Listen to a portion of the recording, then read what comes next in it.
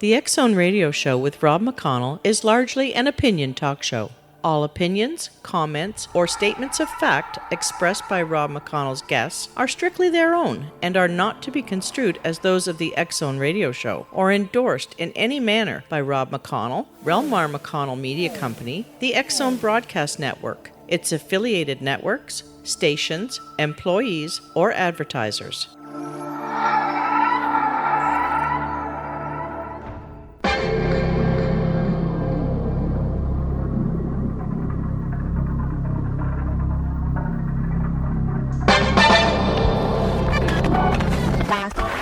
All Hit Radio.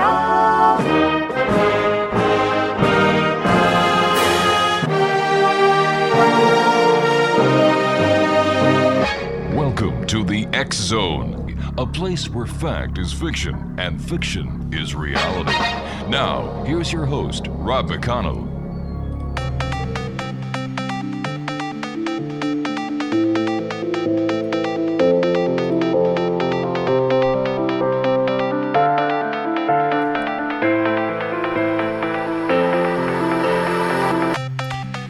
And welcome back, everyone. This is the X Zone. I am Rob McConnell. We're coming to you from our broadcast center in Hamilton, Ontario, Canada, and around the world on the Mutual Broadcast Network, the Talkstar Radio Network, the X Zone Broadcast Network, and the IPBN Radio Network.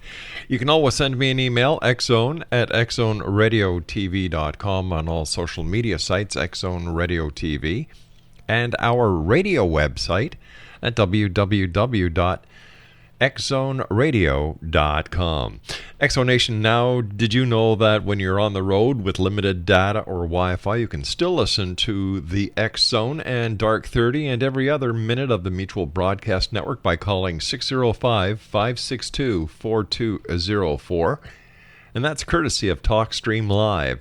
No smartphone app or internet needed. It saves your data plan and it's free if you have unlimited minutes. Call 605-562-4204 to listen on any phone, anytime, anywhere. Exonation, my guest this special segment of the Exxon, it's a 2-hour segment, is Chuck Stansburge. We had Chuck on the show a couple of months ago, and we received a lot of email asking if we would have him back on. And Chuck is the MUFON State Section 12 Director. He's a STAR team member, CAG member, and field investigator. And he really enjoys what he does here on Earth, investigating sightings, abductions, and mutilations. It has been about 26 years now that Chuck has been involved in ufology. And Chuck, welcome back to the X Zone. How are you, good sir? Oh, I'm doing pretty good. How are you doing? I'm doing fine, thanks, Chuck. Thanks very much for coming on and spending 2 hours with us, because the last time you were on, we really had to rush things through. Yep. And, an hour seems a lot sometimes, but with somebody like you, we had to give you 2 hours. It was the only fair thing to do. I appreciate that. Thank you. My pleasure, sir. So, Chuck, would you be able to tell us what brought you into the UFO arena? Well, yeah. Excuse me. It's kind of a long story. Well, not really long. It's kind of short. But a bunch of us guys were up in the mountains in Colorado, and it's called Echo Lake, and we had little bonfires there in where they have the little huts. And I said, "Hey guys, I got to go. I got to get down the hill, and it's about 11:30, so I got to get home." So I started leaving. I got maybe, I don't know, about a mile and a half or so down the road, and I saw this. All of a sudden, this huge, great. I mean, you take your hands and arms, go stretch them way out. That's how big it was by the naked eye. And it was an orb, and it had to have been at least 10, 15 miles away from me. And I thought, what the heck is that? And it started getting brighter and brighter, and I started covering my eyes up. And then next thing I knew, I was 5 miles down the hill, still in my car, and it was 3:30 in the morning. So that I did not talk about it, evidently, because I couldn't quite remember it until somebody, a friend of mine up there in Laramie, Wyoming, he was a professor up there. He did a hypnosis on me, so I found out Mm-hmm. that's how I found out that much of it anyway. And I just it just boggled my mind. So I really got into it pretty good after I got in the Marine Corps and saw a few uh, UFOs out there. All right, so let's continue this on the other side of this short break. Charles, thanks for joining us tonight. Looking forward to spending 2 hours with you, my friend. Exo Nation, Charles Chuck Stansburge is our special guest. He is MUFON State Section 12 Director, STAR Team member, CAG member, and field investigator. And we're going to be talking to Chuck about UFOs, abductions, mutilations, and much more. Don't go away. This is the X Zone. I am Rob McConnell. This is a place where people dare to believe and dare to be heard. Don't go away.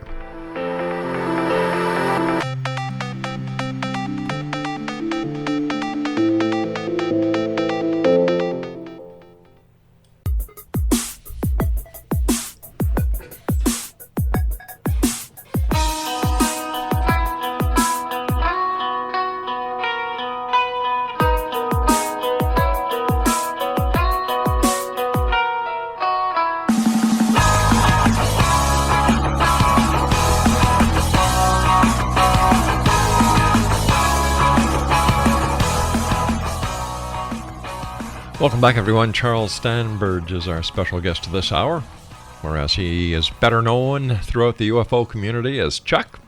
He's a MUFON State Section 13 Director, STAR Team member, CAG member, and field investigator. Chuck, what does State Section 12 entail? Well, let's put it this way: it was Section 16, and I only had 9 counties. And then they switched a few things around, made it 12, Section 12, and I had 23 counties because one of our, I hate to say it, but one of our field investigators and section directors had passed, and she, all day they went ahead and gave me some of her counties, and now they revamped it again, and it is now Section 6 with 45 counties, and it stretches from the Louisiana border all the way over to the Mexican border. So I got quite a bit of a piece of property there. So how many square miles would that be, Chuck? Oh my goodness, that's a piece of territory and a half. Yeah, it is. Most people I contact with either on phone, Skype, or I will, excuse me, sure, email because some of them don't want to talk about it or anything. So we just put it in there as a not incomplete, but a oh my goodness. Boy, my mind's a blank right now. All right, so these are people who don't want to file a report? No, they file a report. Some of them file a report, but they don't have a phone number. I see. On the report, and it just has an email. I'll go ahead and send an email, and the report will be information only, and so we really don't know what takes place. And we have to go by what they have on the report. Are UFO sightings up? Are they staying at par, or do you find they're decreasing? Well, they go up and down. I think it was last few months we've had a pretty good bash, and now it's starting to slow down again. But it just, I guess it all depends on what they may need or what's going on around the country or the world, basically. But there are a lot of UFOs. Now, some of the countries, some of the like Argentina, for Mm-hmm. instance, they have two people working that whole country, and one half of it belongs to one guy, and the other half to the other guy, and they might get one case per month. But there are, I've talked to one of the field investigators there, and he says that they get a lot of people talking about them all over the country, and but they don't want to report it. It just fascinates them, I guess, and they just want to leave it like it is. So tell us, you were telling us when we started the hour about you were out camping with a bunch of buddies in Colorado. Yeah. It was time to go home. You got in your car. You were going down the mountain towards your home, I would imagine. You saw this giant-sized orb, and then you went through a hypnosis session with somebody. And what was the results of the hypnosis? You know, you were missing, what was it, 3.5 hours, basically? Yeah, 3.5 hours. Yeah. Well, basically what it was. See, I didn't realize that this thing was doing what it was going to do. You know, maybe take me in or something. I don't know, but evidently it did, because I had missing time, 3.5 hours. But that's what I got out of it.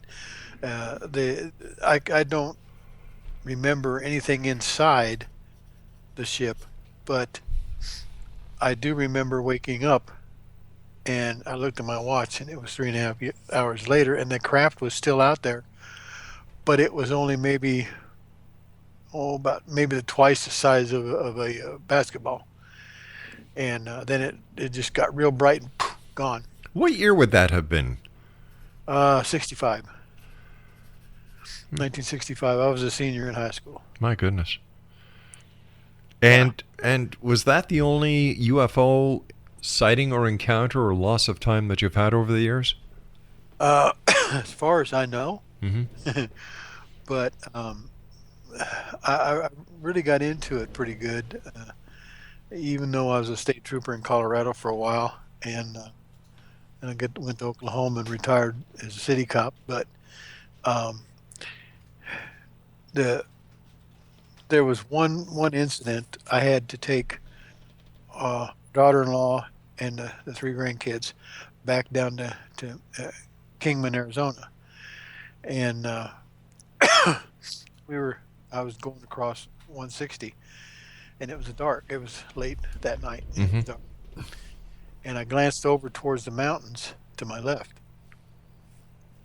and I saw this white orb, probably about say about two sizes of a softball. And I looked at that, and I thought, now that can't be the moon.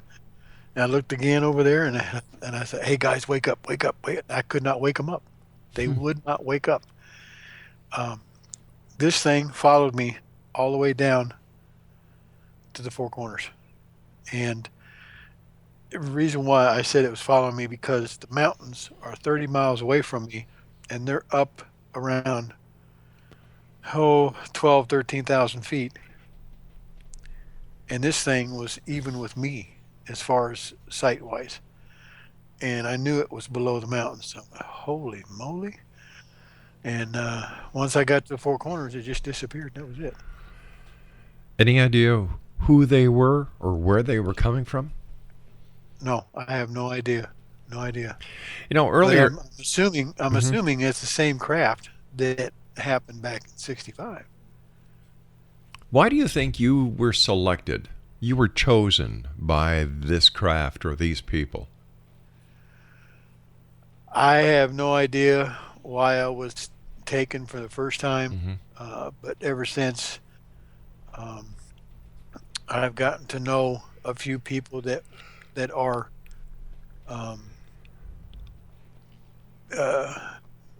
people that talk to ETs, Right. and I was introduced to one, and I got to talking to him. I didn't know his language, but I had to have somebody to interpret. Wait a sec. You got introduced to an ET? Yeah. Where did this happen? This was like about 4.5 years ago, almost 5 years ago. About 4.5 years ago, yeah. And this was in Canada, by the way. That explains it. But he introduced me. He brought his girlfriend in. Now this was with Skype. This is with video Skype. He had another couple. Wait a sec. Wait a sec. Hold on here. I just want to make sure I'm understanding. You were video chatting with an extraterrestrial that's up here in Canada. Well, more or less, yeah. Oh, okay. All right. And then the extraterrestrial brought his wife into the conversation? No. Oh. My friend brought his girlfriend into the fold, you might say. Okay. Brought me in and introduced me to the couple. Yeah. That was sitting there, just man and woman that also lives in Canada, on the West Coast, East Coast, matter of fact. And he says, "Are you ready for that?" I said, "Ready for what?" He said, "I'm going to introduce you to Sarek." And I said, "Who's Sarek?" And he says he's a commander of a battleship, and he's probably going to be here shortly. So all of a sudden, this woman started typing, the zeros and the ones and zeros, all the way down. Sure, binary code. Yeah, binary code. And he said, "You got." He said, "You got a word?" And I said, "Yeah." He says, "Okay, paste." He says, "Copy, paste as fast as you can." Okay. So I started doing that, and we started about 11:30 that night and quit about 3:30 that morning. But it was kind of weird. I mean, it fascinated me, but yet I couldn't understand what was going on, because he would, his name is Keith, and he would talk to this being in his own language, and they would be talking about things. I said, "Okay, what are you guys talking about?" And they said something about two of their craft got too close to the black hole, so they have to go get them, try to get them out of there. And I said, "Hey, I want to go." And so this Sarek person, he looked straight up, and then I'll be right. And he said in English, "I'll be right back." And I said, "He could speak English?" He says, "Oh yeah." So okay, and so a couple of minutes later, he was back, and he started with his language. And I said, "What did he say?" And Keith said that you can go. You have to sit down, stay where you're at. You don't walk around the ship. You don't talk to anybody. It's just for, what do you call it? A learning session, you might say, of what goes on up there. And so that night when I went to sleep, all of a sudden I woke up because I had a tingling feeling all around my body, not in it, all the way around it. And my hands were straight out behind or next to my body, and I was straight out on an angle a foot above my bed. All right, we're going to have to do a little bit of a cliffhanger here, my friend, because I have to take my news break at the bottom of the hour coming up in about 20 seconds from now. Exo Nation, you don't want to miss this. Charles Chuck Stansburge is my special guest, and he's going to tell us about his extraterrestrial voyage right here in the X Zone from our broadcast center in Hamilton, Ontario, Canada. This is the place where people dare to believe and dare to be heard, and we'll both be back on the other.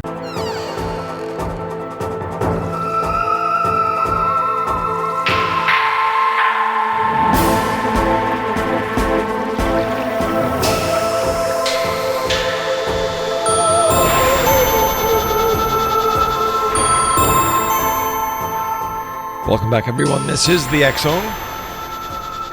I am Rob McConnell, and got something special for all of you X Zone listeners and Dark 30 listeners. Did you know that when you're on the road with limited data or Wi-Fi, you can still listen to the X Zone and Jeremy Scott's Dark 30 and every minute of the Mutual Broadcast Network by calling 605-562-4204. Now, that is with the courtesy of TalkStream Live. No smartphone app or internet needed. It saves your data plan and it's free if you have unlimited minutes. Once again, all you have to do is call 605-562-4204 to listen on any phone, anytime, and anywhere. Exonation, my guest this hour is Chuck Stansburge, and we were talking to Chuck before we went to the news about a conversation that he had via Skype with an extraterrestrial. And Chuck, when last we were speaking, we had a little bit of a cliffhanger. But you asked what was his name, Sirik? Yeah, Sirik. If you could actually go on a mission to retrieve two craft that apparently went through a wormhole or a black hole? No, it went too close to the black hole. Oh, went too close to the black hole, right. Yeah, they had to get it out of there, otherwise it'd be torn apart. So continue with your story, my friend.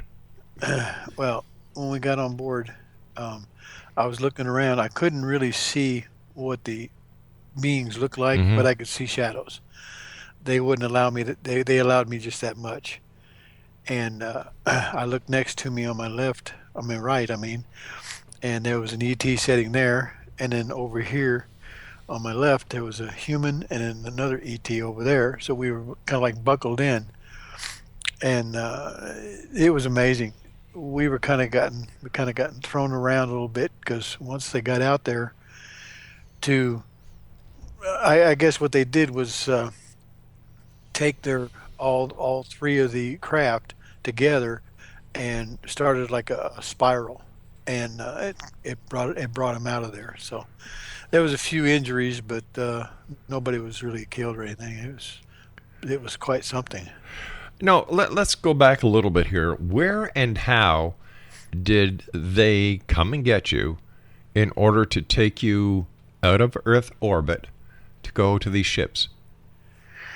Well, like I said, I had this tingling feeling, and when I was a foot off of my bed, it woke me up, and I thought, oh my goodness! And I heard this grunt right next to me, right on my left side, and I heard this, and I went, sorry. Next thing I knew, I was on board ship, and it was a small one, and we had to go from there on up past the sun to get to the main craft, and went from there. How long were you gone? Well, I'm not sure how long, but it seemed like maybe 5-6 hours or maybe even 10 hours. I don't know. But I got back. They dropped me back. And I mean dropped me back in my bed. And I said, thanks, guys. And I looked at my watch, and it was, I think it was like almost 3 o'clock. So they brought me back basically pretty close to the time they took me. What was it like in the craft, the small craft that took you to the larger craft? That is hard to explain because I really don't know, because all I could see was just shadows, and I didn't see really anybody else other than the ones that were sitting next to me. I got you. And once we got to the main craft, that's what they did again, just make sure we got set up on and strapped in. So what did this ET look like that you were having the conversation with on Skype? Well, if we had video, I guarantee you I could show you. But what I'll do is I'll email it to you. Okay. What he looks like. It ain't pretty, but it's what he looks like. But he's a pretty good guy, and yes, sir. Yeah, and I started going back and forth with Keith up there, and Mm-hmm. Then they started taking me up there on my own, and they decided they were going to start training me on different things for the craft, and they were going to try to. They've been trying to get me to, let's put it this way, talk their language, and it is very hard because I don't know how to do it really. So what do they want to train you to do? Well, they made sure that I knew most of the places on board Mm-hmm. of the battleship, and the it was about maybe 3 weeks, 4 weeks, something like that. It was not. It was longer than that. I think it was about maybe 2 or 3 months later that when they brought me up, I was looking straight into the face of one of their kind, and it was a female, and she was my trainer. Mm-hmm. And what they were training me on was weaponry. What kind of weapons? And these weapons, let's put it this way: their seats are a lot taller than I am, because they're up about 8-9 feet, and but they went ahead and redid one section just especially for me, I guess, to where I could pull the triggers, and you have one on each side. One of them, the one on the right side, is what they call, what I would call, the red button. The one on the left would be the blue button. That's what I would call them, but they don't have it like that. They were trying to show me what's what, and when you shoot the red one, it's like a plasma, and this plasma ball, I mean, it is huge. It is about as big as this house, and it hits and destroys a craft. And the blue one disables it, and so that way they can board, and take whatever they want. And this is the enemy that are trying to sneak into our galaxy and do things that they shouldn't. So we're pretty much protected. How big is the ship? Sarek is pretty nice. He's a pretty nice guy. He is, eh? Where is he from? Well, I don't know the name of their planet, but he's a vegan, so I assume the vegan planet. Their planet is over 750 million light years away. That's a long way. Yeah, it's a long way. But when you traverse the just our galaxy only, it's like being in a patrol car, you might say. Right. And when you're cruising around, it is amazing to see all the different things that are out there, the planets, the stars, the colors, and it's just amazing. Chuck, would you say that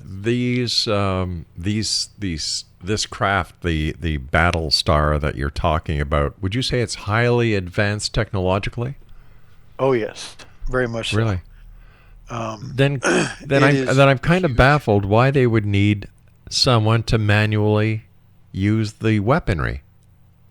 Well, they found out I was in the military, and of course I had the 8mm 6 and the 6mm cannons. So I see. They knew I was in the military because they even asked me if I was in the military. I said, yes, I am. I was. So they decided to start doing that for me, and now I have my own crew of 7. And how big is this Battlestar? This Battlestar cruise ship is huge. It can hold up to 500,000.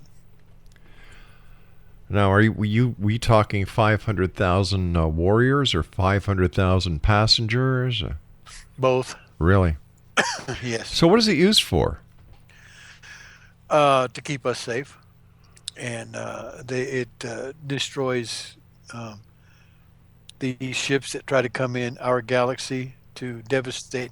For instance, at one time Mars was just like Earth, nice and green and all this good stuff. Way back millions of years ago, they had a big hoodoo up in this area, and both Earth and Mars were devastated, completely just like Mars is right now. And Mother Earth, Mm-hmm. they from what I was told, they claim Yeah. that Mother Earth started bringing up trees, grass, just different things around different parts of the world, and they thought, well, we better go ahead and help her refurbish. So ever since then, they're trying to keep our galaxy safe because it is one of the richest in the universe. So how often do you go and man your post on board this Battlestar ship? Probably 4, maybe 5 times a month. And how long do you go for? Well, there was one time I think we were gone for a week Hmm. because the day and night would go by. I didn't really pay that much attention, but when they brought me back, Mhm.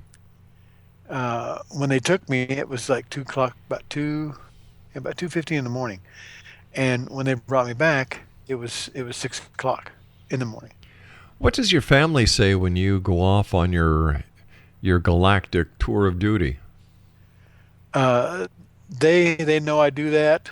Um, Especially my wife, she comes in here once in a while and see if I'm still here. Mm-hmm. If I'm not sitting over here in the couch watching TV, then she knows she knows right where I'm at, and she knows that. And she was very skeptic about UFOs Mm-hmm. because she didn't believe in them Right. until she saw 2 of them. Have you ever been engaged in a battle while manning your post on board this battleship? Yes, a couple of times, a Really? few times, in fact. We would go out on the outer rims of our galaxy where the battle is, Mm-hmm. and we would do our thing to keep everything safe around him. If this sounds like it's a huge, massive ship holding It is. 500,000 souls, where do they keep it? Most of the time, it doesn't come any closer, probably than around Pluto. Um, and then they send the smaller ships in. And before anybody, I mean, one of the answers that people don't 90%, well, actually 90% of them do ask me, how do you eat? What do you eat?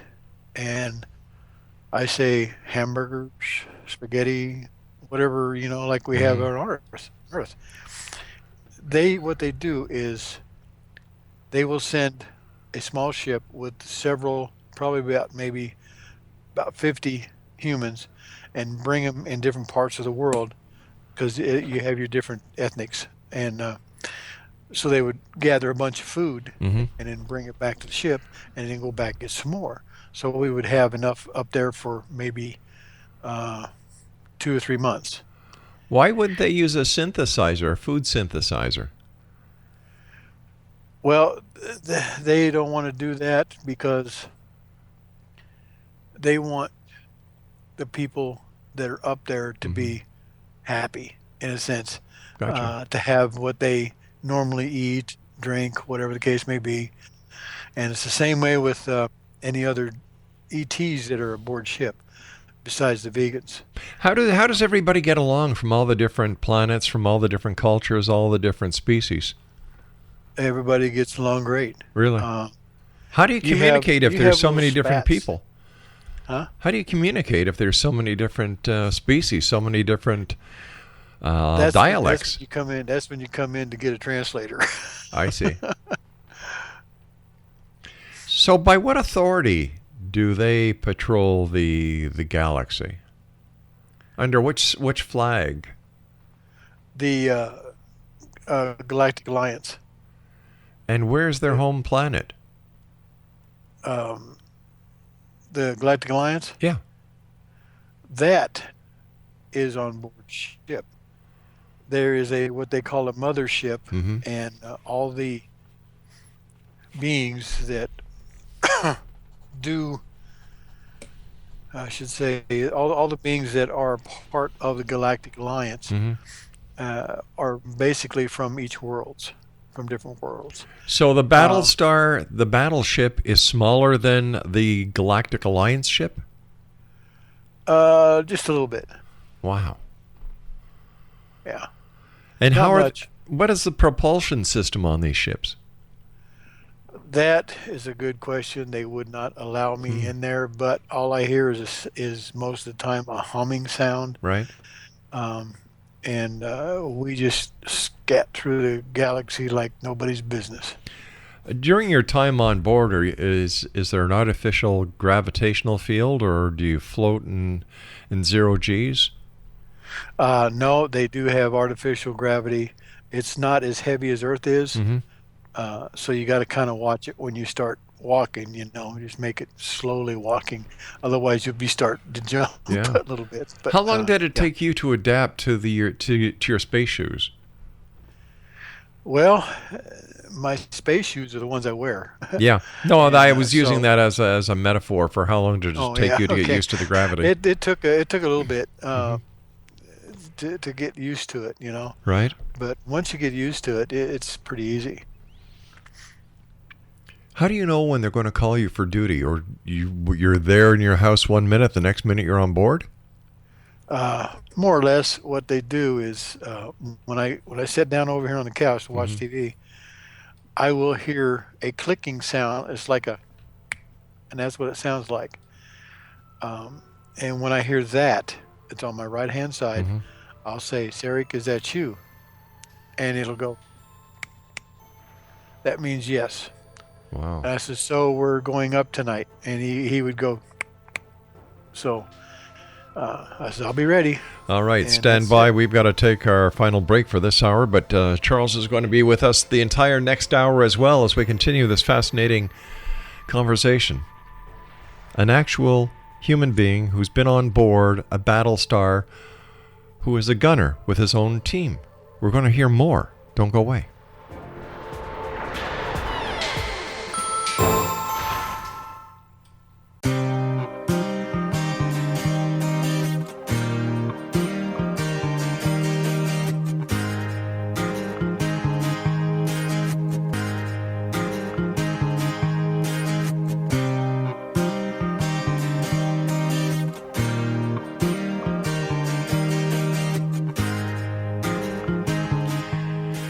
And welcome back to the X Zone, everyone. I am Rob McConnell. Our guest this hour is Charles Chuck Stansburge. He is a MUFON State Section 6 Director, STAR Team member, CAG member, and field investigator. And as you've heard over the past hour, he is also a gunnery officer aboard a starship, Battlestar Ship. He and I believe it's 7 other members of a crew are part of this gunnery. The ship houses up to 500,000 souls from all over the galaxy and beyond. And the ship is massive, according to Charles. Chuck also says the ship is moored, for a lack of better words, on the other side of Pluto, well out of the view of peeping telescopes from planet Earth.